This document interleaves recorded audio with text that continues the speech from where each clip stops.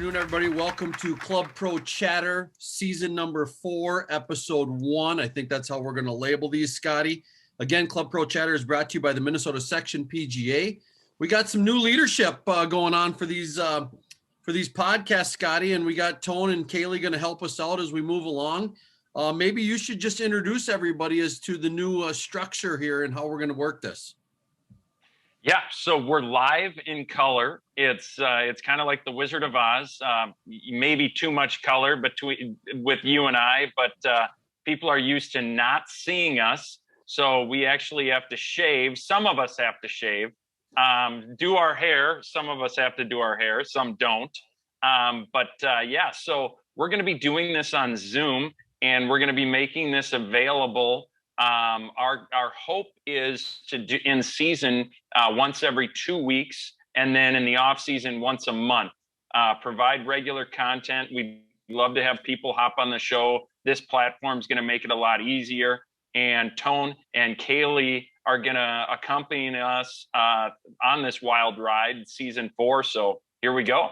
All right, Scotty. For apologies, I want to do something a little bit different. Everybody knows that was one of our favorite segments.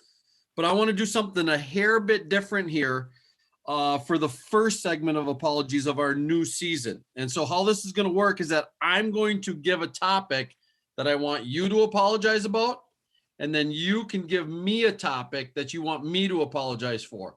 And I'll start. I don't like this. I don't like this. I'll start because there's something I need you to apologize to everybody about. And then while you're talking about that, maybe you can come up one for me. And if you can't, that's fine. We'll just go to the next segment.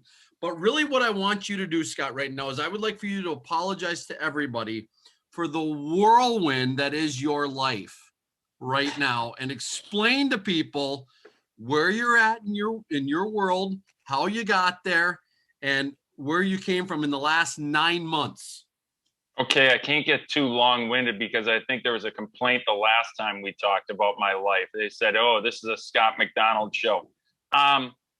No, so I was the head golf professional at Summerby last year. I think that was our last episode, which was, we figured, like 7 months ago. So maybe that's what you can apologize about, why we haven't had a podcast. That's what you're going to apologize about.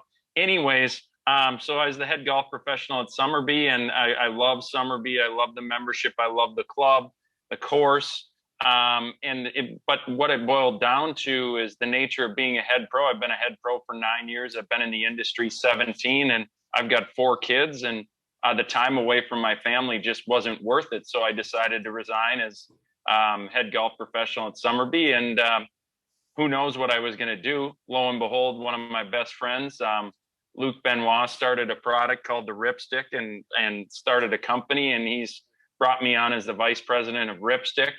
I'm going to be moving back to Alexandria. I'm going to teach at Minnewaska Golf Club, a place that I love and was head pro for 8 years. And big thing is help the section, help our members. And you know, my biggest thing in the next 8 years as secretary is to provide and for the PGA member, and also reiterate the value of a PGA member, because I feel like us as PGA members, every single one of us is undervalued right now with how busy golf is. So I apologize that I've done all this to all of you, especially Greg. It's really, you know, he didn't have a heart attack this winter, but I think when I told him what I was going to do, he I don't know what he thought. But anyways, Greg, why have we not had a podcast? Could you apologize for that? Yes, I will apologize for that. And I'll also apologize to everybody for your comb over hair and your shaved face. Nobody recognized you for the last 10 months. So it's good to have you back. So let's get back to the old hair. All right. Because again, you're not a comb over guy. When you took the Summerby job, that was the first thing I said is, oh, great. Now you're going to be a suit and tie. And then worse than that is you come in with this slicked over hair and you're like this person I didn't even recognize. So there's my apology about you. Let's be honest. I haven't changed at all. You can keep telling yourself that. That's fine. I'll apologize for the podcast idea. Now, Scott and I got, well, probably me more than Scott. I got busy with life, and I got pulled back into being on the board of directors here for the Minnesota PGA, and I'm glad to do it. And then I got more involved with my radio station here in town. Then my kids were not playing, were playing, then we're not playing, and battling all those things. And so I did not push hard for let's get Club Pro Chatter going again. So thanks to Tone and Kailey, we're on the right path again. And then, we went through some change. Maggie was our rock for all those years of kind of getting the stuff lined up and doing all the technological things. And so Tone and Kailey know that you and I just aren't good at that. That's not, and I know you like to think you are, but we're not. All right. That's not what we are. So we're better at just yip yapping. And so if they can get us going in those regards, we can do our yip yapping, and that's where we are. And because of this new technology with Zoom, and I'm doing one with ours with StreamYard, it's easier for us to get together and do these episodes. So we're going to try to be more consistent. We're going to try to do a couple of months in the summer months, and I don't think it totally means that we're out of bounds for doing some together. Is that right, Scott? No, we're still planning on being together, especially at some of the majors. I know you're going to play the tape mark this year. That'd be fun. Maybe it's off now. So, and then, section championship for sure. We've always had on site for that. Maybe a couple of others, depending how you or I play at the State Open. If we're in good moods afterwards, maybe we'll have one. No, it's great to be back together. I think we're really excited. We're going to unveil some new things, bring Tone and Kailey in on some segments. But did you get to watch the players yesterday? Were you glued to the TV during that train wreck of some of those shots out there? Yeah, it was really a great show. And again, we know the Players is the fifth major. I didn't get to see a lot of Thursday, Friday, Saturday. I was officiating most of those days, but Sunday I bellied up to the big screen TV, and I went after it, Scotty. And I sat there through most of it. I fell asleep on holes 8 and 9 of the leaders. But other than that, that was my afternoon nap. Other than that, I pretty much got to see all of it. I'll start off with the first question for you. Would you like to see it as a fifth major, or do you like it as it is? I like that it's kind of elevated I don't know that the tradition, the other majors have been along so much longer than that. So I find it very difficult to bring in a fifth major. I think the newest one is the Masters, which was started late 30s. So, I mean, the Players, if I remember correctly, started maybe the early 80s. Tone, you can check that one for us. Yeah, that's a good fact check. Yep. But I remember Nicklaus winning it there, or who was it? Steve Pate or something or another. But I like that it's dubbed, quote unquote, the fifth major, but I don't think it should be something that, Tiger's not at 14 or 15 anymore. Now he's at 17, right? Because the old thing used to be that U.S. AMs and British AMs were part of the majors. Nicklaus doesn't have 18. He's got 22 or whatever it is. So I like it where it is. The money itself brings enough added to it. 2.7?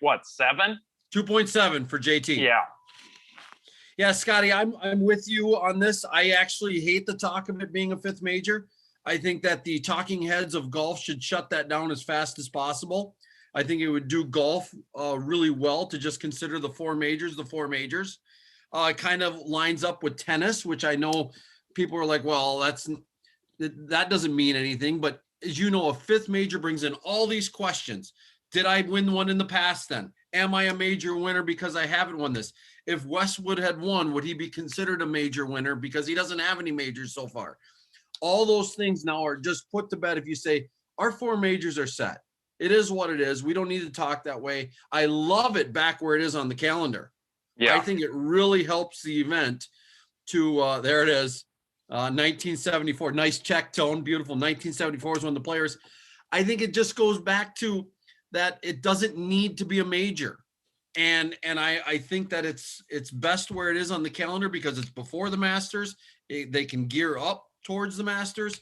When it was in May, it didn't feel like it fit very well. And I don't know. I just didn't feel like the golf course was as good either. I feel like it's a better golf course now.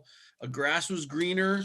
I know that that's not always, a big deal, but for those of us in the north, we like seeing really green grass when it's wintry outside. Yeah, no, for sure. It's I think even if it never becomes a major, it's still a great event, and that venue. I don't know if there's a better hold on to the wheel than 16, 17, 18. It's a really tough finishing stretch, and you see some weird things happen even before it. I thought maybe there was a lot of unbelievable shots, but I thought JT's tee shot on 18. Would you hit that big looper like that with that water all up the left-hand side and just hug it? I mean, that's pretty crazy. I would play a slinger in there, but I would not try to oversling it that much, and I'd probably block it right. But yeah. I definitely wouldn't start it over the water and cut it back. But I think you would, right, Scotty? You would. I'd probably play it off the water and just kind of push it away from the water. But it's tough because your miss on that shot when you're playing a fade like that is just to come out of it and shove it even more. And then you're in the pine straw, and that pin placement, that front left pin yesterday, if you tug it at all, you're in the water. So it's just a great finishing stretch. Plus playing a cut, as you know, if you come out of it a little bit, you got 213 left in rather than, JT, he's slung that 5-wood, but what do you have, 121 or something? Yeah, it was crazy. Yeah. Did you see his club twirl after the late club twirl after he saw that it stayed out of the water? No, I did not. Oh, it's quite comical. So he kind of did the, oh no, it's going in the water deal. And he's holding the club over here. And then when it bounced straight, he grabbed the club back and he did a little twirl again, just that time. After it landed. Yeah. No, after it was finished. It was beautiful because, and some people don't like, some people view that stuff as a little arrogant, little cocky. I don't know. JT comes across to me, and here's who I was cheering for because, as you know, Scotty, there's a lot of guys on the leaderboard that I didn't really care for. Yeah. I mean, you know that. So yep. Lee Westwood, 2 weeks in a row, 47 years old. He's older than me, definitely older than you. How do you find yourself, because he's on the European Ryder Cup team? I think he's the captain this year. Is that right? Is he the captain? Don't check that. I think it's Harrington's the captain. Oh, it's Potty. That's right. So he's playing for a spot on Potty's team, which right now looks like a no-brainer. I just can't cheer for him, Scotty. And I told myself, I even told my daughter, I said, he's the same age as me, basically. I should be cheering for this guy. It shows that the golf ball doesn't know how old you are, but the golf ball seems to know for him on Sundays, doesn't it? Boy, I have nothing against him, but he's just kind of one of those flatlined players out there.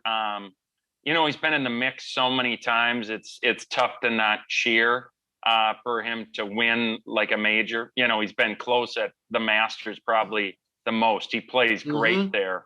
He does. Something like that, I think I cheer for that. But yeah, he's not the most electric guy. I mean, I think it was pretty cool that what he did at Bay Hill, where he imitated Bryson after carrying the water on, that sixth hole where Bryson covered the entire lake, and Westwood kind of mimicked him. So maybe he's lightening up a little bit, but he's just kind of goes about his business. That's what he does. So, really good shot at Augusta, great form and great track record there. Okay. Next question for you, Bryson. Yes. What he's doing right now, good or bad for the game of golf? Well, so I was on, Brad Cole's got that, and David Branstad have this podcast called 10,000 Swings. And I talked about maybe we could have some sort of a trivia contest, us versus them. But we were talking about Bryson and the whole distance thing with my new job with Ripstick. Distance has never been bigger in the game. You're older than I. Wouldn't you agree? This is the biggest it's ever been talked about. Yeah, let me interject on that. It is, but guess what, Scotty? It's the same thing back in 1990, 93 when I played in college. The guys who hit it big were the guys who were all talked about. You know, we'd talk about the guys from Northwestern or Bethel, the schools that I played against. We were like, oh, he hits it so far. And it doesn't matter what the number is, it's farther than the other guys. And that's to me what Bryson is. It's like everybody talks about this stuff, yet we've seen in some tournaments, like at the Masters, where he was nowhere to be found. I mean, it happens. And I know that, you know, Rory said some comments the other day about if this is how they're going to set up stuff. And I wanted to say, whoa. The US Open has been set up like that for years now. And Bryson just did all the things right to win. And I'm sorry, golf, yeah, distance helps. There's no doubt about it. But at some point, I think Bryson's going to break down. I mean, I don't know how your body can uphold those kind of swings for that long. So he's got a 5-year window in my mind. And I'll answer when you're done, though, but about good or bad for golf, because I could go either way on it.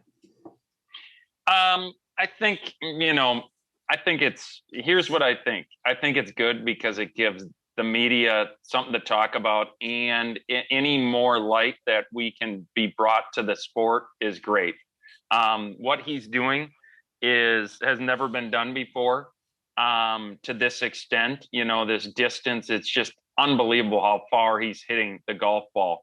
But you're totally right. And I said this yesterday, if he would have had accuracy yesterday, he would have won the tournament, right? I mean, makes it that great eagle on 16. And if he would have early on kept in the fairway, the issue wasn't even his driver. It was, he topped it with like a hybrid or a fairway wood, right? So those are clubs that you don't need to hit it far. You're using them because they're going shorter and you have more control. So, the greatest thing I think I can say about the whole distance thing was in November, final round, he played with Bernhard Langer, and Bernhard Langer beat him at Augusta National.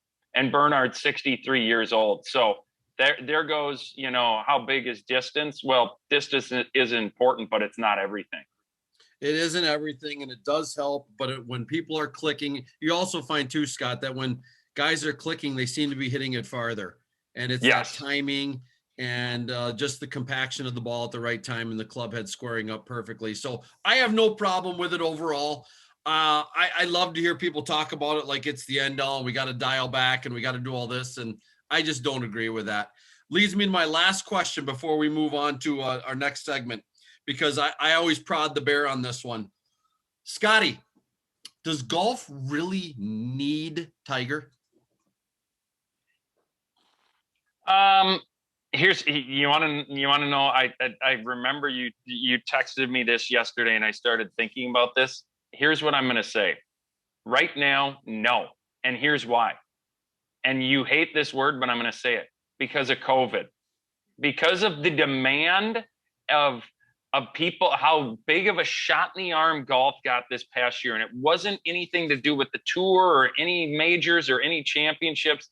Sure, Tiger winning the Masters 2 years ago was huge, epic. And that gave it a little shot. But the pandemic has given golf the best shot in the arm since Tiger came on the scene. So right now, I really don't think we do. Just because of that, and we're having another summer that I think is going to be one of the best golf years ever. So I don't think we do. But I think you always need that star, and who it is. Brooks is banged up. He misses the Players. Rory is questioning why he should have chased the distance. Is it Bryson? But Bryson's not that lovable, captivating figure that people can rally around. So who is it maybe Jordan coming back? If Jordan won the Masters, how good would that be for golf? I mean, that would somebody that was down on his luck and, comes back and does that. So I'm saying no. And I'm the biggest Tiger fan ever. But Tiger's also 45, 46 now? How much 45. More relevant was he? Yeah. How much more relevant was he going to be? What do That's you true. think? And Scotty, and the reason I said all that was because I personally felt like what's happening now was already up and coming, which is the JTs, the DeChambeaus, the Dustin Johnsons. It is a bigger conglomerate. And I think Bryson is a similar polarizing figure to what Tiger was. I think that you either love him or hate him. And I don't think there's much in between for Bryson, because some people view the single length shafts as, oh, that's pretty cool and innovative. And other of us go, who does he think he is? That he can just come in and reinvent golf. And I'm not saying I'm right. I'm just saying that I find myself not cheering for DeChambeau. That's what I call him. So again, that was kind of my way with Tiger. I didn't cheer for Tiger because I hated how he treated people. But again, and now Tiger became this better person. I kind of found myself cheering for him at the Masters, and I hope he gets better. I don't know if he's ever going to play again, but I just still don't think, and I hear you, Scotty, on the COVID bit. That's a good take, that because of COVID, golf is in a phenomenal place right now. We're seeing it on all of our clubs nationwide. I tell this to a lot of people. If your club is struggling financially, you maybe need to do an audit. You maybe need to check the books, right? Mm-hmm. I mean, this is what it is. So let's move on to a next segment called Knowing the Rules. Let's bring in Tone Pulido. Knowing the Rules is brought to us by Green Image Golfscapes and our good buddy Denny Peralt. So Tone, I'm not going to say that this happened or didn't happen, but I found myself on Wednesday the other day kind of yelling, I think the 3 minutes are up. And so just walk us through a little scenario here, because I think this is a controversial deal. So Scott McDonald, let's just say Scott McDonald, okay, just for argument's sake. Scott hits one left in the fescue, and we're the lead cart, and we drive down there and we start ball searching. But Scott walks, because he gets mad at his little snap hook. So he starts walking from the tee, and his partner drives his cart up. When technically does our 3 minutes looking for his ball start, and when does it end? So if you guys are you in that scenario, are you guys playing in a partner event, or are you guys just paired up together? We For the have, sake of it, we have let's say 4 it's balls stroke going, play. but really It's stroke play. Yeah, Yeah, stroke play. So if you guys are partners, then the moment that Greg starts to search for the ball, your 3 minutes start. So basically, it's if you're playing individually, it's when either you or your caddy begin searching for it, or if you're a partner event, that also applies to your partners or your partner's caddy. So then kind of once that time starts, then you got 3 minutes from there. If there's any interruption, from something, if you accidentally identify a wrong ball, the time would stop. But basically you got 3 minutes. It could start and stop depending on different circumstances. But once that 3 minutes starts, you got it to the end. And then after that, the ball is lost, even if you find it after the fact. So that's because I think that I know we've had it happen before where someone is going back to re-tee and Greg Snow's like, hey, I found it, don't hit. Now, if that's after 3 minutes, you still got to re-tee, right? Correct. Yeah. I mean, I've had it multiple times at events where, I had at the PGA Tour qualifier last year where, the 3 minutes were up. The player's walking back to the tee after the 3 minutes, 30 seconds later, we found his ball. And, even though you found it, the ball is no longer in play. At that point, it's a wrong ball. So the player has to re-tee. That's interesting to me. Again, we play in a lot of pro-ams, Tone, and you know how difficult that would be is, you got an am that you got to send back. And he's like, really? I have to go. Yeah, sorry. Start driving your cart. Yeah. And then we find it. And again, nobody put the clock on. What's kind of the unwritten rule for the clock deal? I mean, I hate to say we're not like you at a tournament, Tone, where you maybe hit the stopwatch or maybe you don't. I don't know.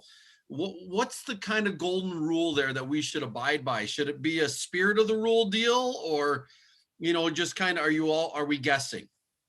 Yeah. I mean, I would say if you're not, at events, I know that I'll have like on my Apple Watch, or I know our volunteers actually have stopwatches, so we do that. But if it's outside of that, I would at least say, kind of golf is about, being, having that good etiquette and, protecting the field in that way and kind of applying the rules on yourself.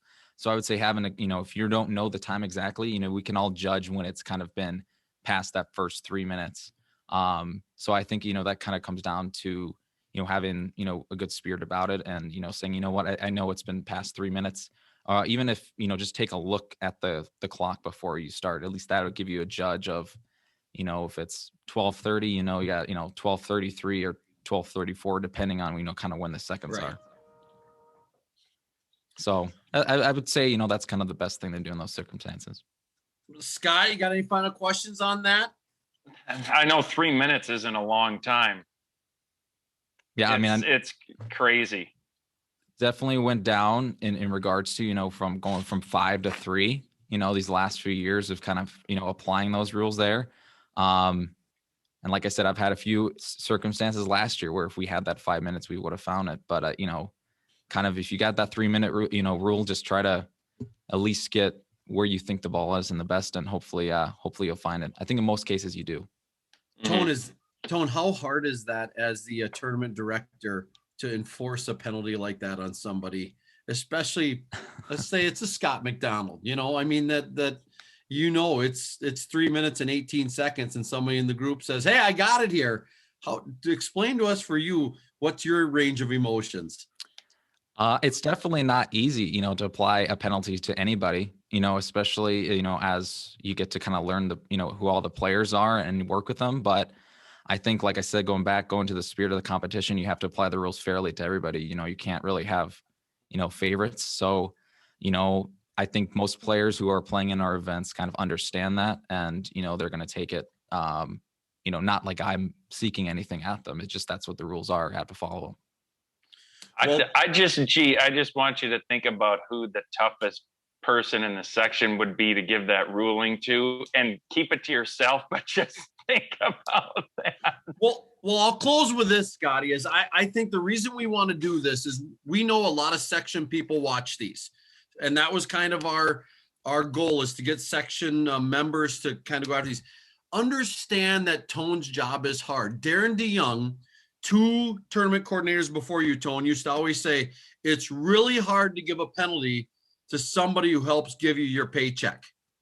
And I think that's on us, not on you, to realize that your job isn't easy. And we have to be better about, if you say 3 minutes and 20 seconds, it's not because you're being a jerk. It's because you're trying to apply the rules fairly to everybody. And sometimes we have to be, this is what I hate about the guys on the PGA Tour when they argue with tour officials, or when they argue with the rules officials. It's like, these guys are not trying to hurt you. That's not their goal. They're trying to be fair. And so anytime I see a player argue with the tournament, I just chalk them up as, no, that's not a guy I cheer for. Can't cheer for him, because they just think they're know-it-all. So I want to finish by saying that, Tone, is that it's good for us to understand how hard it is for you. And we need to do a better job of making sure that we understand that this isn't easy for you as well. Yeah, no, I appreciate that. But, I'm looking forward to it. And, we just keep on, I'll apply the rules fairly to everybody, in all circumstances. So know that I will do my best to make sure that you have the best outcome. All right. Thanks, Tone. And so that segment of Knowing the Rules brought to you by Green Image Golfscapes. Denny Peralt, he's got all your needs, or he can hook you up with all your needs for synthetic turfs and synthetic greens. And Scott, you and I have had a chance to play on some of them. He can be reached at 612-804-9352, or go to his webpage, greenimagegolfscapes.com. If you have trouble finding it, I did do some searches. I even typed in Denny Peralt greens, and it actually came up on LinkedIn. So he can be found anywhere, and he's a good dude. So I'll look him up. All right, Scotty, section tournament calendar. How excited are you now that you're going to have all this free time, all right, to play in some events? Well, I'll have some freedom, but I don't know if I could play. I don't know if anybody could play in all these events. Some? Yeah. Some? This is the busiest section. We talked about it on the board meeting today. This has got to be the busiest section calendar that I've ever seen in my career. Would you agree? 100%. I'm looking through the calendar, and I'm trying to figure out a way to get to. I like to support these events. I want to go out, and of course, I just came up a shameless plug for my own little event here, KWLM Pro-Am. We couldn't find a date, Scotty, because we wanted to, and so we're a day after the tape mark. Well, that doesn't seem to work, right? But we're going to try to make it work. and it is difficult, but I'm excited about the new event. Scott, why don't you introduce our brand new big event that's coming up in early May? Yeah, so we've got the Twin Cities Open. So I was instrumental in this. When I was in the Indiana section, they had a Northern, a Southern, and a Indianapolis Open, 2-day events open to AMs and professionals. So I kind of pitched it to the junior golf committee and the tournament committee, because I think, everybody, the only events really that we get to play with AMs is the state open and golf champions. Those are the only ones. So this is a great opportunity for AMs. I think you got to have a 6 handicap or less to play in it. So I'm out. No, you're good. Okay. You're a pro. But it's really close. Tone, we might have to move that up to 7 or 8 for me. Yeah, for you. But so yeah, Twin Cities Open. It's May 11th and 12th. It's at Tannersbrook, where I think Brishke's been at for forever. And I think we had a Luther event there, probably 8 years ago. And you know who won it? Jack Worrell? Jack Worrell, our good friend. Yeah. I played with him. Really? Yeah. We played together that day.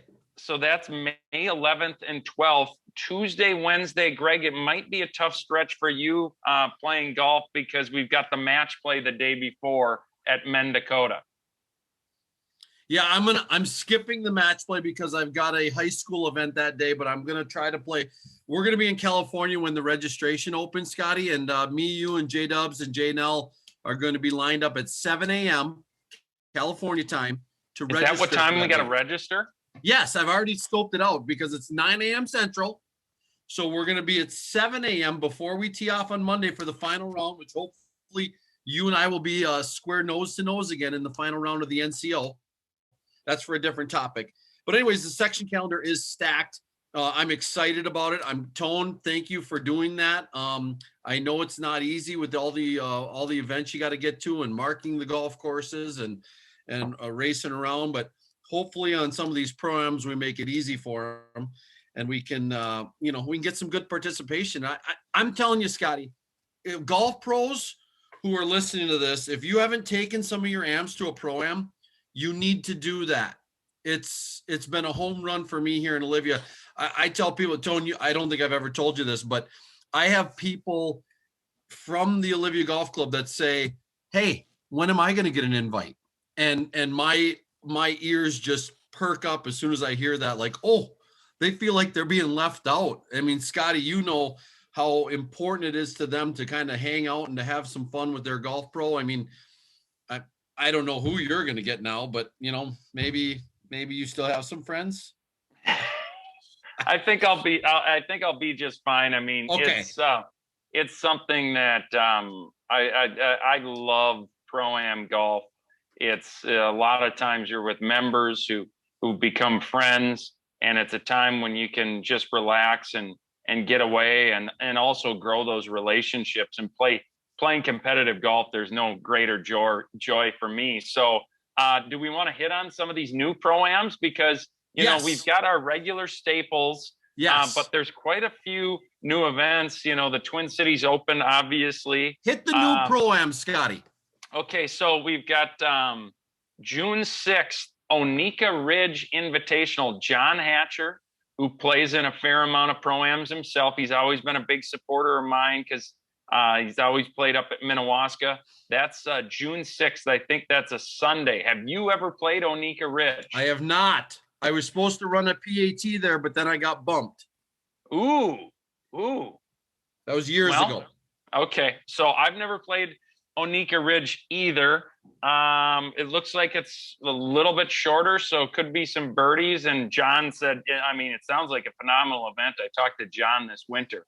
So now the next one, KWLM Pro-Am at Eagle Creek, your neck of the woods. Tell us a little bit about that one. Well, that's kind of my pro-am more or less, Scotty, although we had to get Joe Wysocki on board. He's the head pro at Eagle Creek there. And I'll tell you, we're fighting some stuff right now with the USGA, which will come out in regards to gift certificates and paying AMs. But once we got through that, Joe was like, let's go, let's bring this thing on. Can't wait. And so the radio station that I work for, KWLM, I pitched the idea to them because the Wilmer Junior Golf Foundation has wanted to have one for the last 4 or 5 years, and we just never pulled the trigger. And so finally we got the pro purse. We have the format. Here's the beautiful thing for those listening. We're only doing 24 teams. That's it. You remember when you played up in Rutgers, Scotty, I'm a big believer in pace of play is important for pro-ams. And there is some drivable par fours at Eagle Creek that if we had 28 to 30 teams, it could really get stacked up on, 10, 11, 12. Yep. Those could really become a problem. And so I was hoping with the only 6 holes of double up that we'll be able to move through at a reasonable pace. Again, a shorter golf course, but a gem. I absolutely love Eagle Creek. So I think we're going to have some fun there. And I've already got 8 or 9 teams. I actually got asked, Scotty, from some AMs in Wilmer to play with them. And I'm like, I'm sorry, my team's already filled. So what does that take us to the next one? Is the next one in August, the next new one? Yeah. Braemar? Yes. Yeah. So, a couple of newer ones at River Valley Charities Pro-Am at New Richmond. You played at that last year. Yeah. And that was a very well-run event. Todd Keppers just killed it there. Great tee gift, which you don't always get, but I offered to even buy the shoes from some of my AMs, and they were like, no, I did my homework. That's better than the entry fee. So great pro-am there. If you haven't played in it, you might want to get a hold of Todd immediately. Yeah, no, I did reach out to Todd. And this is new, even since I looked at it. Geneva Golf Club has a pro scratch. Did you know that? Yeah, I played in it last year because I had some, again, I play in too many things, Scotty, and my wife will say. But again, it's a nice warm up. I think Brady and his team were like 17 under. Brady shot like 64 or 65 or something like that. Really? And then he killed it again in their pro-am 2 weeks later. So yes, it's right in your hometown. You'll be at both of those, I'm sure. So is it the side note? The scores are always so low at Geneva, aren't they? That golf course doesn't seem that easy to me. No, I don't shoot that. Although I do, you know what? Now that you say that, I do seem to shoot around par a lot there, so it must be easy. All right, but again, par isn't good enough around there. So, and then August 6th, we've got the Omni Brewery Pro-Am at Braemar. Our good friend Jay Meyerhoff. I know that some of the proceeds are going back to the section. It's a fundraiser as well. So at Braemar, which we had Luther there 2 years ago, I believe, 2 or 3 years ago with the redesign. So that's going to be a great event. I think Omni's kicking in quite a bit of money as well. Yeah, and I don't drink beer, Scott. So again, it should be a great event for me. Some of the other people who like to drink a lot of beer, they might, maybe they won't remember, or maybe they won't play well. Again, that's what Fessler always used to tell me about the Vegas events. Just go to bed, Greg. You'll win a lot of money. Just go to bed. Yeah, all you got to do. What else you got on that calendar? Let's see. Last is the Team Gilboa Scholarship Pro-Am at Crosswoods. Now, this is up near your old neck of the woods. I've never played Crosswoods. Funny enough, I never have either. But the Stone, I think not the Stone. Yeah, it is the Stone family, right? Is that Savannah's somehow relatives to them? I believe are the owners. I think. I could be wrong. Anyways, it's a horrible date for me, Scotty, because it's club championship weekend here in Olivia. And I'm hoping that they don't run up on that with a lot of people. Hopefully they can have a good turnout, because typically the Brainerd Pro-Ams, they fill up typically.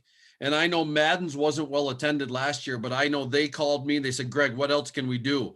What do we got going on? And how do you think we can make this better? And it was an awesome event at the Classic there. So the Brainerd Pro-Ams do very well.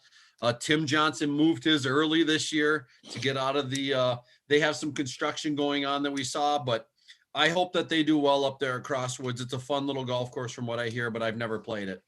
Okay. And then that's about it for the new ones, although Lakeville South Boys Golf Pro-Am, my good buddy Kirk Reiners runs the Lakeville South team, and he's kind of started this, and it was successful last year, and this will be year 2 for it.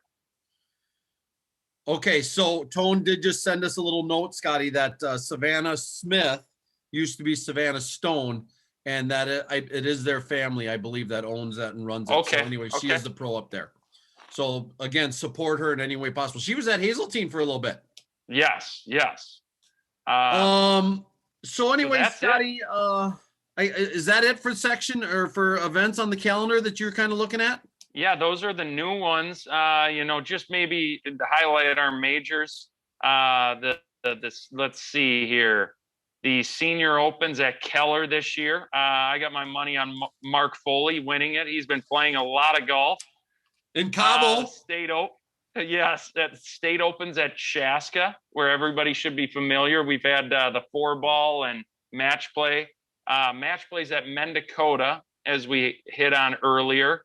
Let's see, women's state opens at Minnesota Valley this year, section championships at Stone Ridge, and assistance championships at my old stomping grounds, Windsong Farm, and golf championships back at Minneapolis Golf Club.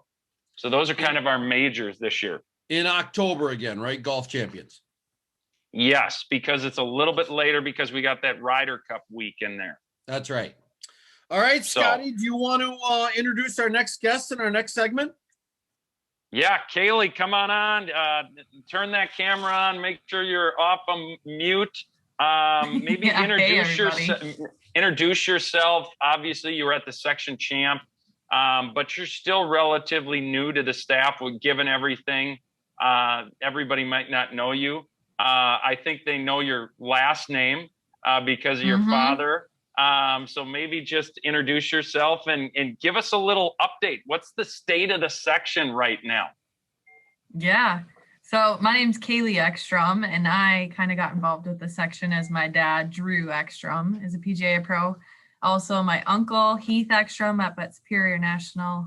We have huge family ties to golf. So I was hired on last summer as an event coordinator, but with the pandemic, my role kind of changed a lot to kind of touch everything within the section. And so I've gotten to be a part of big major events and then also junior golf. So some updates with the state of the section this year are, because of the pandemic last year, drive, chip, and putt was canceled. And now this year we're back on. So in the Minnesota section, we're hosting 15 qualifiers and 3 sub-regionals with over 600 kids already registered. So those are awesome numbers. Registration opened up on March 1st, and we're ready for that to start this year. So yeah, Kailey, who runs those drive, chip, and putts now for us? Because that used to be Kathy Swanson, and now is that Catherine? Is that Catherine? Now it's Catherine. Yep. Okay. She's gonna be loading up the van and heading to all of those this summer. So 15 of them. What parts of the state are all those in? Do you have any offhand there? Not offhand today, but I definitely can send some updates. Okay. We definitely have one in Superior, but all over the state as well as the Dakotas. Okay. Yeah. It's what is the age on those again? Do you remember? The age on the Do we DCBs, need the fact checker for this one? Yeah, we might need the fact checker on this one. Tone, find us the age on those, would you? I know if you're 46, you're too old. Yeah. Right? I can't get that free pass to Augusta National. No. But although there is other sections, which we've talked about it a little, 7 to 15, my daughters can compete in it this year. But some other sections do have drive, chip, and putts for their PGA members. I think that'd be fun. I'm a terrible chipper. I'm a terrible putter. Idea. No, it isn't, Kailey. That's a terrible idea. Some of us would be embarrassed by our short game, Scotty. Kailey, just so you know, we can't just walk out of our clubhouse like Scott used to up at Minnewaska and chip and putt for an hour and a half while on the clock. We don't all get that. So we don't have short games like Scotty. Your office is so close to the short game area at Olivia, you literally could just hop out a window and get there, couldn't you? I have to work. Oh. Kailey, what else you got for us? Yeah, just quickly, this week on March 17th, the junior schedule is going to be released. And this is a pretty big deal for all of our kids involved in the mini prep and junior tour programs. They can make their lottery selection choices of the events they'd wish to participate in until the deadline is Friday, April 30th at 4:30 Central Time. So if you make your selections within that time frame, you'll have as good of a chance as anyone to get into events that you'd like to participate into. Scotty, this came up in our board meeting today. How big the junior events are. Yeah, it's the Players Tour. 9 out of the 12 are full already. Everything goes live for the other tours on Wednesday. It's crazy, the amount of demand. You asked if we need Tiger. According to our junior tour, we don't right now. It's pretty crazy, the numbers. And any PGA members, I'm calling you if you haven't hosted a junior event in the last year. Yeah, just the last year. There's some out there that haven't hosted ever, Greg, ever. We need your help. I have. Yeah, I know. Hey, I'm not blaming you. Thank you, buddy. Hey, Kailey, any stress yet from Carla in the office there? I mean, last Monday when Players Tour went live, that was a little stressful for a little bit, but it's exciting to see numbers this big and have, like Scott said, people who want to be involved in golf. I find it intriguing. I don't know. Go ahead, Scotty. Greg, I did see Carla running behind Kailey, so I think she's doing okay, but she's teetering on the edge of sanity right now. Yeah, she might have to be a future guest. Oh, yes. I agree. I agree. What else you got for us, Kailey? Yeah, last one quick, as we're all talking about all the fun pro-ams that Tone has for us and everything else. Event registration for the section begins on Monday, March 22nd at 9 a.m. Yeah, you gotta. I think that Twin Cities Open, Greg, the other one that filled up the last 2 years, which surprised us, and you and I pushed hard for it, was the match play. I know you're not playing this year, but it's the first 64, and that's members only. And I think if members don't fill it, then apprentice or associates get a chance at it. But those are two for sure that I want to sign up for right away. And Greg, you're signing up for the tape mark after this call, right? Okay, so I got some problems with this, Kailey. Help me out here. Is there any way that a guy can get a special treatment on a tee time if he runs a tournament on a Saturday at his golf course that really I just have to get started and kind of be here for? Once it gets going, it's kind of self-operating, but I don't want to be that guy that says, hey, I have to tee off at 2:30, otherwise I can't play. Kailey, what do you think? Is that a possibility? Tone? If I was going to say, if I got to be in charge of setting tee times, I definitely could have a little bit more influence, but we'll kind of relate that more to Tone. Tone, yeah. Scott and I have had this issue here where some people think that they always get what they want on this, and I don't want to be that guy. So how would you want a guy like me who's stuck in this? I have a 10 o'clock shotgun start, 72 players at a 9-hole course. That's a full tournament. I can't miss that start and get it going. But if I teed off at 2:30 or something, I could make it happen. So what do you got for me?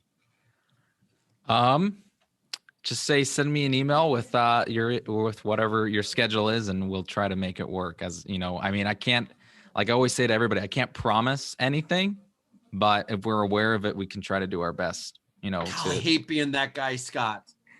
Well, Tone knows, because I was very busy last year. I had quite a few requests for Tone. And here's my thing, Greg, is in an event like the State Open or the tape mark, where you're going opposite, one day you're going afternoon, one day you're going early, if you have a request, it's not like you're going to somehow get the morning twice. That's impossible. So Tone and, Vincent and Darren have always been super flexible because they know that most of us are working, Greg. And we don't have the flexibility. I'm not going to hold your feet to the fire, but if I have to withdraw because I have a 11:17 tee time on Saturday, I'm going to be the first to tell you I'll have to withdraw. Or if you just let me know you want PM on X day, I will do my best. We should have that flexibility to do that. Kailey, you heard it here on Club Pro Chatter. Again, I'm sorry to everybody out there, but I really want to play in the tape mark. I never have, Tone. 3 days for those of us with jobs is hard. Scotty's always made it. So I make it a priority.